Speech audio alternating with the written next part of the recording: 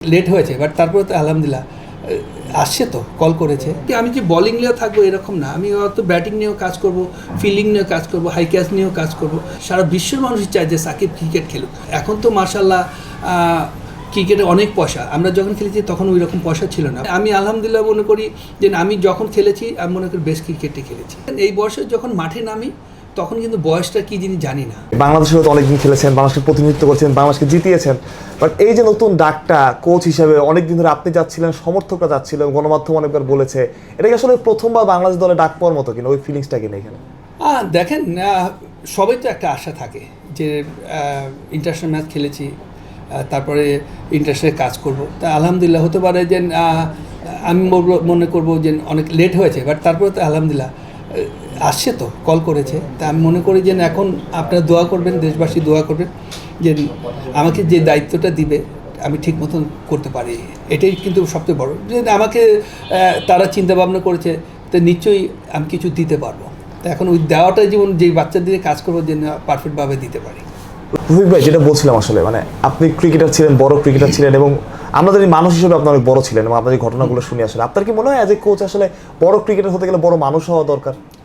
দেখেন, ক্রিকেটটা এরকম একটা জায়গা বা এরকম একটা জিনিস, এটা খুব ডিসিপ্লিনভাবে থাকতে হয়, এটা খুব ডিসিপ্লিনভাবে চলতে হয়। তো যখন এইটা ডিসিপ্লিনটা আপনি যখন একটা ভালো ওয়ে যাবেন, তো অটোমেটিক কিন্তু ওই ডিসিপ্লিনটা আপনার ভিতর থেকে অটোমেটিক তৈরি হবে। আর এখন তো মাশাআল্লাহ ক্রিকেটে অনেক পয়সা, আমরা যখন খেলেছি তখন ওই রকম পয়সা ছিল না, বাট এখন মনে করি যে যত পয়সা হবে তত আপনি দান করবেন, তত কিন্তু আপনার আল্লাহ তাআলা বেনিফিট দিবে। অত দেখা যায় আপনি ভালো ক্রিকেট খেলবেন, আপনাকে আল্লাহ সুস্থ রাখবে। তা আলহামদুলিল্লাহ দেখেন, দান জিনিসটা হলো যাদের ব্যক্তিগত ব্যাপার, এটা আপনি বলে পারবেন না, বা আমি বলে আপনি নিতে পারবো না। আপনার মন যদি চায় আপনি দিতে পারেন, তো দান জিনিসটা হলো আলাদা জিনিস একটা। রফিক ভাই, প্রথমবার কোচ হলেন, আসলে পরিবারের মানুষ কতটা খুশি? আমি একটা ঘটনা বলি যে আপনার ছেলেকে দেখছিলাম যে সব নিউজগুলো শেয়ার দিচ্ছে এবং খুব প্রাউড ফিল করছে মনে হচ্ছিল। না, আমার ছেলে মাশাআল্লাহ স্পোর্টসটা আমি যখন জড়িত থাকে আমার ছেলে আমাকে ফলো করে। ওই এখন না, জন্মের পরের থেকে যখন ওই বুঝে তখন আমাকে সাজেশন দিত যে বাবা, প্লেয়ার যদি উপরে থাকে আর মাথা উপরে মারবা তাহলে দেখো চার্চে হবে, আর যদি দূরে থাকে আবার নিজেরা খেলবা। তো আমার যে ছেলে যে তখন এই অল্প বয়সে আমাকে এই ধরনের সাজেশন দেয়, সত্যি কথা কি একটা বাচ্চাদের থেকেও শেখার অনেক কিছু বাকি আছে। যেমন আমার ছেলে ওই কী কতটুকু বয়স, তখন বোধ হয় 7-8 বছর, ওই আমাকে এই ধরনের সাজেশন দেয়। তো এই যে শিকার যে কোনো শেষ নেই, এটাতে একটা বাস্তব। আপনার পেছনে একটা ছবি দেখছিলাম যেখানে লেখা ছিল যে বাংলাদেশের জয়সূরিয়া, আপনি টানিয়ে রেখেছেন সেটা। আসলে জয়সূরিয়া কোচ ছিল শ্রীলঙ্কার কয়েকদিন আগে, এখন বাংলাদেশ দলের কোচ হলেন, আসলে এটা আপনার জন্য আসলে কতটা ভালো? দেখেন, জয়সূরিয়া যখন আমি 94-93-তে যখন মহাডানে খেলি তখন ওরাও ছিল। তাই তখন একটা ভালো ম্যাচ, যে সুপার লিগে খেলা, খুব আলরি আপনার শ্রীলঙ্কার প্লেয়ার বা আমাদের ভালো প্লেয়ার আছে, তখন দেখা যায় আমি 6-7 ব্যাটিং গিয়ে ওই ম্যাচটা আরামসে জিতে যাই, খুব মারলাম। তখন কিন্তু ওই যে দেখা যায় যে প্রথম আলো আমাকে এই জয়সের সাথে তুলনা দিলেন, তখন জয়সের আসলো মাঠে, আইসা গলাগলি করলো, বললো যে বাংলাদেশের জয়সের, তখন কিন্তু এই নামটা হলো।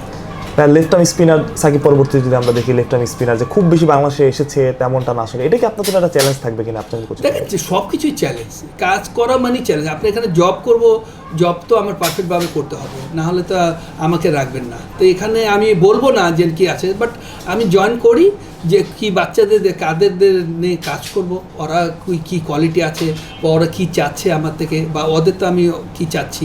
তো এটা যখন কাজ করবো তখন দেখা যাচ্ছে যে এইসব জিনিসগুলো ওখানে হবে। রবি, আপনি এখন বাংলাদেশের কোচ, এর আগে আমরা অনেকবার জিজ্ঞেস করেছি প্রশ্ন সাকিবকে নিয়ে, সাকিবকে চাওয়া দরকার কিনা, এবং আপনি আপনার মতো করে উত্তর দিয়েছেন। আপনি সবসময় সোজাসাপটাই উত্তর দেন। আসলে আপনার এখন কি মনে হয় আসলে সাকিবকে নিয়ে আপনার এখন অবস্থান কি? As a Bangladesh special spin bowling coach, আপনি তাকে চান কিনা? আবার সাকিবের দেখেন, আমার কথা তো হবে না, সারা দেশের মানুষই চায়, সারা বিশ্বের মানুষই চায় যে সাকিব ক্রিকেট খেলুক।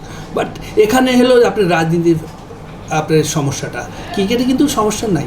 তা এখন যারা রাজনীতিতে আছে তারা কিভাবে চিন্তা ভাবনা করবে, এটাই সবচেয়ে বড়। এখন আমি তো সবাই বলি যে সাকিব বাংলাদেশ টিমে খেলুক, এখন তো ক্রিকেটের জন্য ওকে নাটা তো আপনার রাজনীতি পাবে। তা আমি মনে করি যে এই ডিপার্টমেন্টটা যদি দেখা যায় যে ঠিক হয়ে যাতে সাকিব আগের মতো নর্মাল ক্রিকেট খেলবে।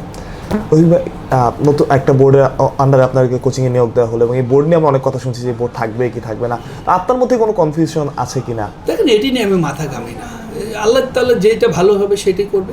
তাই যে বোর্ড আসবে, যারা আসবে দেখা হতে পারে পরিচিত, তারা যদি মনে করে যে হ্যাঁ রফিকের দরকার রাখবে, নাহলে রাখবে না। কারণ আমি এখানে কোনো সময় আমি এটা অ্যাগেনস্টে যাই না, বিকজ এটা বাংলাদেশ টিম, এটা সবার টিম, দেশের মানুষের টিম। এখানে আমার তো বেটার যদি পায় কেন আমাকে নেবে?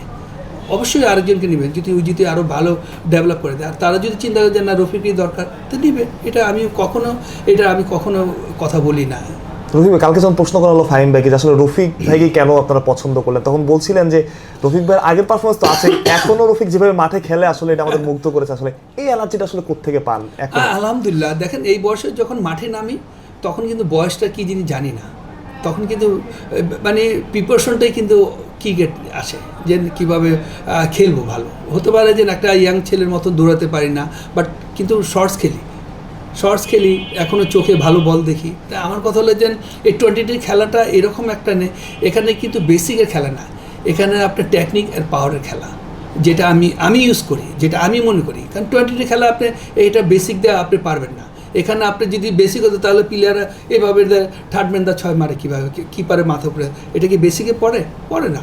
বাট এটা হলো আপনি যেভাবেই মারেন খেলেন, বডি কোথায় থাকে না কোথায় ব্যাটে বল হচ্ছে কিনা, এটা হলো টোয়েন্টি খেলা। লাস্ট 2-3টা প্রশ্ন আসলে আমরা আপনাদেরকে মানে স্পেশালি স্পিন বোলিং কোচিং নিয়োগ দিয়েছি বিসিবি, বাট আপনার ব্যাটিংটা আসলে আমরা অনেকবার দেখেছি এবং আপনার ব্যাটিং থেকে অনেক অনুপ্রাণিত। কোনো সুযোগ পেলে আসলে ওই ব্যাটিংটাও দেখাবেন কিনা? অনেকে বলে যে রফিক টি-20 ক্রিকেটটা খেলতে পারে না ওই সময়, এটা অনেক বড় একটা আফসোস, অনেক বড় না পাওয়া মানে রফিকের জন্য। আপনার কি সেটা মনে হয় কিনা যে একটু? না, আলহামদুলিল্লাহ, আমরা যখন ক্রিকেট খেলেছি তখন তো এই খেলা ছিল না। তখন দেখেন বাংলাদেশে আল্লাহর রহমতে আমরা এদের হাতে দিয়েছি, এরা কিন্তু এখন টপ লেভেল ক্রিকেট খেলতেছে, তা আমরা কিন্তু টপ লেভেল ক্রিকেট খেলে আছি। তখন যদি এই টোয়েন্টি থাকতো এই ওডিআর সাথে, তখন তো অবশ্যই ওটা খেলতাম।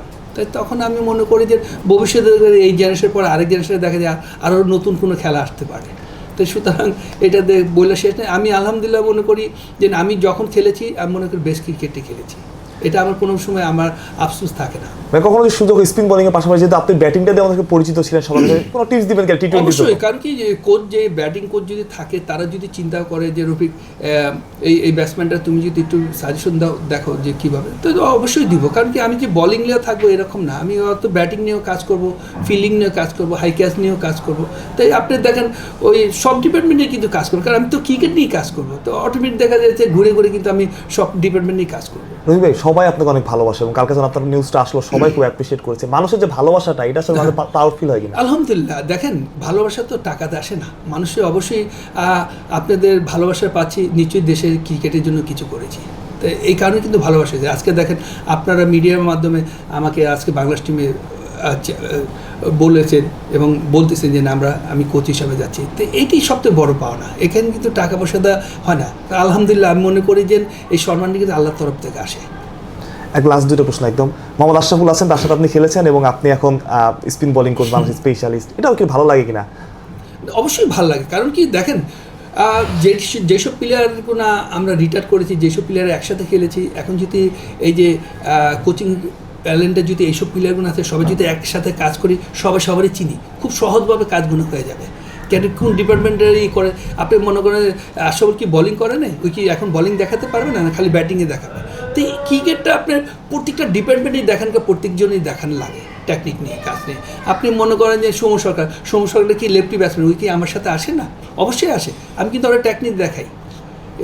এরকম যদি আপনি জানতে চান, তো অটোমেটিক কিন্তু আপনার কাছে আমার যেতে হবে। আমরা যদি জানতে চাই, তো অটোমেটিক দেখা যাচ্ছে যে প্রত্যেকটা ডিপার্টমেন্ট, আপনার একটা কোচ নিয়ে আপনি বসে থাকলাম না, আপনার ক্রিকেটের যেই ডিপার্টমেন্টগুলো আছে প্রত্যেকটা ডিপার্টমেন্ট নিয়ে কাজ করতে হবে। তাহলে দেখা যাচ্ছে কি ডে বাই ডে ক্রিকেটটা ইমপ্রুভ হবে। যে বাচ্চা নিয়ে কাজ করবে, বাচ্চাও দেখবেন হ্যাপি থাকবে। একদম লাস্ট প্রশ্ন, আসলে বাংলাদেশের অনেক তরুণে যারা এখন ক্রিকেট খেলে, তাদের ফেভারিট ক্রিকেটার মোহাম্মদ রফিক। আসলে মোহাম্মদ রফিকের ফেভারিট বাংলাদেশি ক্রিকেটারকে? দেখেন, এটা বলে তো শেষ করা যাবে না। এখন বাংলাদেশে একটাই পোস্টার, সাকিবুল হাসান। তো এখন ওইটাই দেখেন, সাকিবুলের দেখেন কতদিন হয়ে গেছে রেকর্ড, কিন্তু দেখেন আপনি পেপার যদি খুলেন স্পোর্টসের সাকিবের নামটাই আসে। তাই ভবিষ্যতে দেখা যাচ্ছে যে সাকিবের মতন যদি আরও প্লেয়ার বাংলাদেশের জন্ম হয়, তখন দেখা যাচ্ছে যে এই নামটা চেঞ্জ হতে পারে। Thank you so much.